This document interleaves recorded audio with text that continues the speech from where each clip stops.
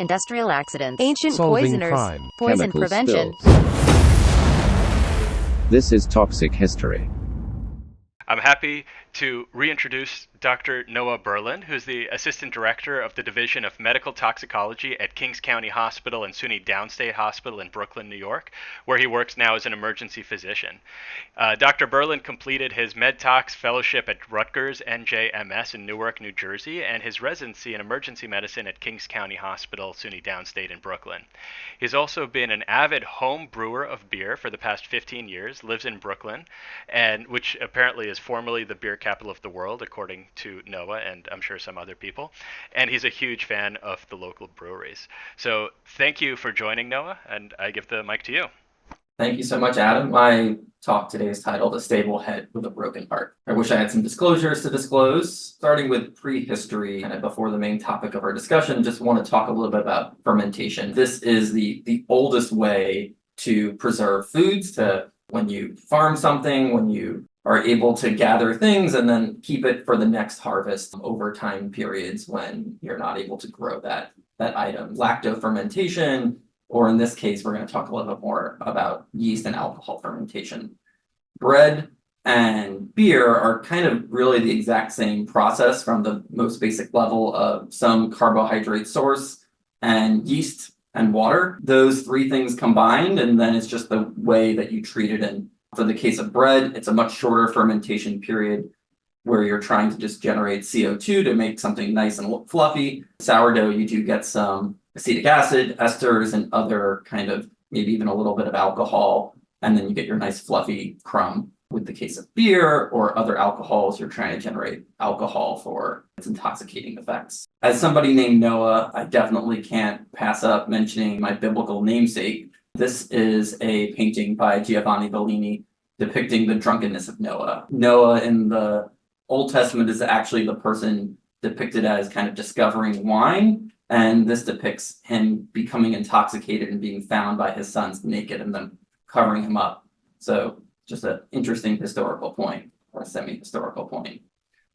Now, though today we don't think about this region as being that fertile, at the time, it's actually kind of the breadbasket of the world and where domestication of grains and wheat began. So this is the Fertile Crescent, and now it's more kind of desert, but with various climate changes and shifts in rivers and snowfall.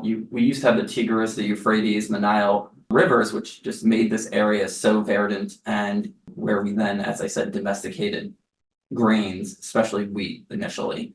From there, we kind of spread grain throughout the world, and this specifically depicts the spread of grain throughout Europe. I think most people think of European styles of beers as kind of the inventors and the perfecters of beer styles, but in reality, beer first probably came from that Fertile Crescent region. It's not surprising to think that where you have grain and you're making bread, just a little bit of different time, you get beer and you're going to, enjoy that maybe even more so, or certainly with some beer, some bread. For this story, we do need to talk a little bit about the anatomy of a beer, and I don't think this is going to be a surprise to anyone, but the two main most important components are probably the body and the head. I think nowadays most people are aiming to pour their beers and tilt the glass over and reduce that head, but really it's a huge part of our entire experience of enjoying a beer. The body is certainly where the majority of the flavor and where all the alcohol is contained, but the head creates this visual experience and adds to the aroma. And so when you're a beer brewer, you're trying to figure out how to have a stable head that will stay there for a while. And this can be from a variety of salts, dissolved solids, proteins that help you kind of attain this. Now, water is the main ingredient in beer or any distilled spirit or wine. And with that comes not terroir, because that means the land, but so much of the specific style and quality of a beer. And this really is where we're bringing a lot of those unique minerals, electrolytes, and other dissolved solids that make one beer different from another regionally, or even, a different sake or wine different. Now, this is what defines New York pizza and bagels compared to getting, the exact same thing in Florida or California or even, the likes of New Jersey. So the next most important part is our grain. Just wanted to depict kind of how we develop a style. And it's generally a blend of different colors and roast levels of our grain. And this is kind of developed through the Maillard reaction. Most notably, these are probably malted barleys. Malted barley is when you let a bit of barley germinate, and that allows it to develop certain enzymes that are able to convert our complex carbohydrates into simple carbohydrates. In the case of, say, Japanese sakes, you use koji to perform the same basic task, which is a fungus. When you have a darker roast, you get more of those Maillard flavors, like coffee, chocolate flavors. And by mixing that with different levels and different roasts, you might create a different style. You then add yeast combined with the water and whatever grain you're using, which would be your mash. The yeast then, as I said before, is used to convert those complex or really simple carbohydrates into your alcohol. Also generates other specific notes. We grow or cultivate specific yeast breeds to create different flavor profiles and different levels of alcohol content. In most European styles, they follow the Germans, and you're also going to add some hops or other flavorings. And then you get beer, which I think takes us to 1965, Quebec City, Canada. So it all started in a pretty hot August summer when 4 individuals were admitted to multiple hospitals throughout Quebec City. This maybe didn't seem too weird initially because they didn't show up at the same place at the same time, but they had the same basic presentation. They had rapid onset heart failure, they had polycythemia, and they had pericardial effusions. This initially went pretty unnoticed because these are the people that sadly, society mostly ignores. These cases continued over the next few months. There was just one admission in September, so again, easy to miss. But then there were 8 more in October, and this just continued over the next 9 months with never more than 9 at a time. But it kind of took 3 important individuals who easily could have missed this, but started to see these patients much more frequently. So we have Dr. Yves Morin, Dr. Andre Tatou, and Dr. Gaston Mercier, who together kind of started noting this and came together and discussed this new unique presentation. Now, why weren't this just the classics? We know that alcohol itself is cardiotoxic, and in chronic use, you get dilated cardiomyopathy. You can also get wet and dry beriberi, thiamine deficiency. For one, these are usually a little bit more insidious and not so acute onset. The total picture also just didn't fit. They didn't have any of the hallmark signs of either of these diseases. So it seemed like it was something else. So they formed a team. It was actually quite large and involved the national government, the law enforcement. It included the provincial Department of Health. They involved Montreal, which is nearby in a much larger city, and started to figure out what happened or what was going on. So what was causing this? In the early 1900 Manchester, there was actually a case of beer drinkers being poisoned with arsenic. And so that was one of the things they very early on considered. However, this just really did not fit the clinical picture. Then they said, well, could this be an infectious cause going through our heavy drinking population? Could it be a virus? Could it be a bacteria? But pretty quickly that was eliminated. They started to explore other possible exposures, metals. Maybe this was some illicit substance that people were using as well. Kind of one by one, all of these things were eliminated. But the hint came from an autopsy. One of the patients who had passed was getting an ME exam, and their thyroid tissue looked just like these pathology slides. Now, these pathology slides are from a sister who, her and her twin, were being treated with a medication for anemia.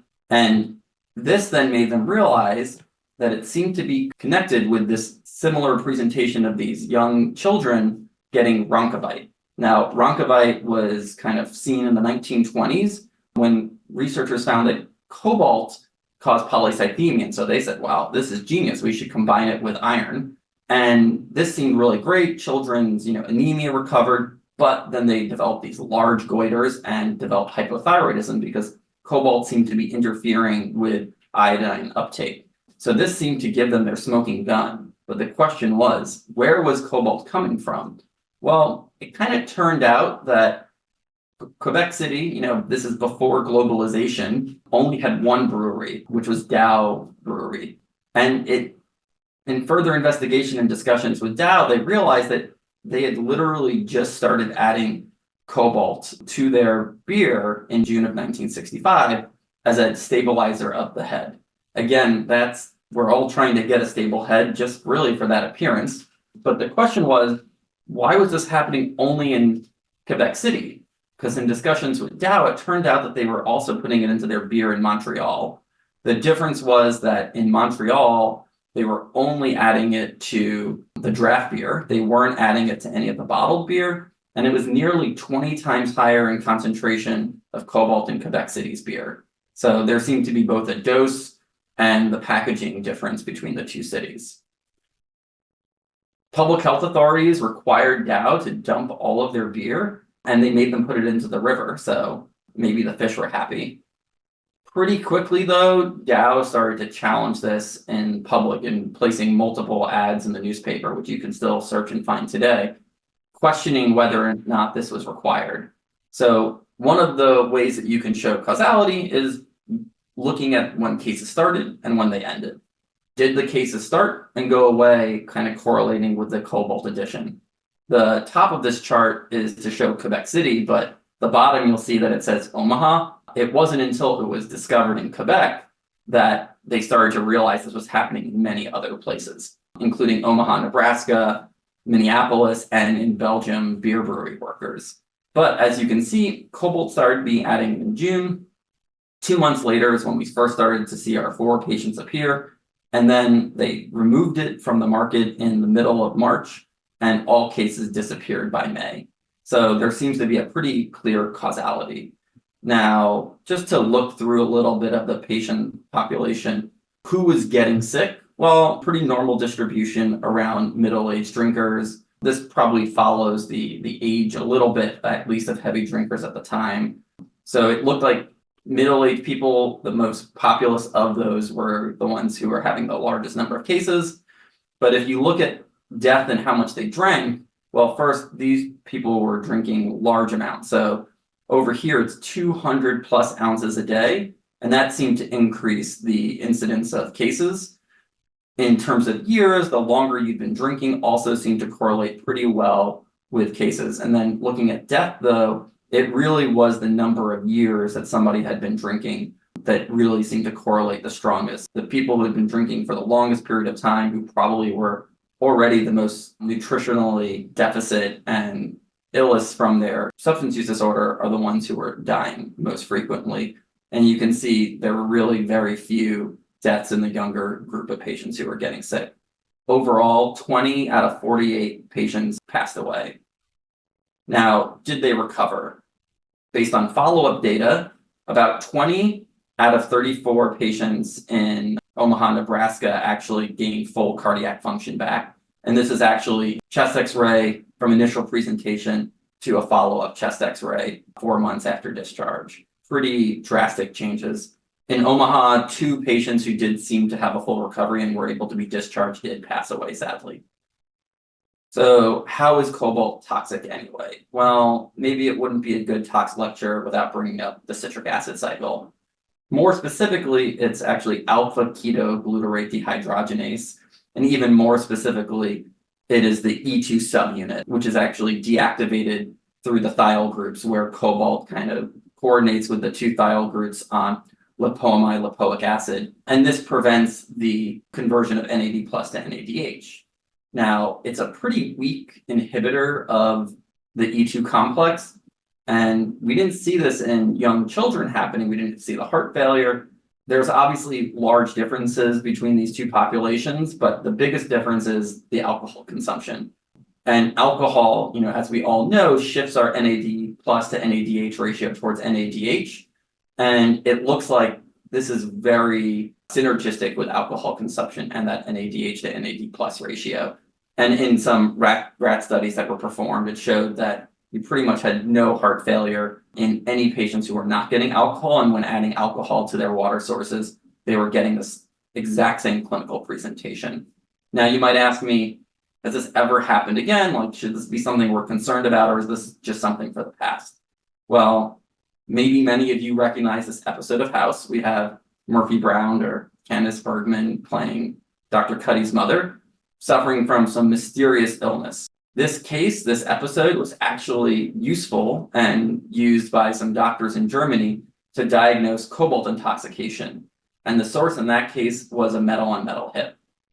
Nowadays, almost every single call you're going to get at poison control or as a consultant or in the hospital is going to be related to a metal-on-metal hit.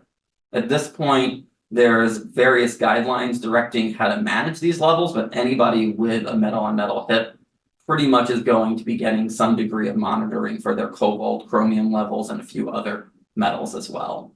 In summary, heavy daily beer drinkers in Quebec City in 1965 developed sudden onset heart failure. These cases almost went completely missed, if not for those three amazing physicians, and it was thyroid tissue that ultimately led them down the line of noting that it was cobalt intoxication.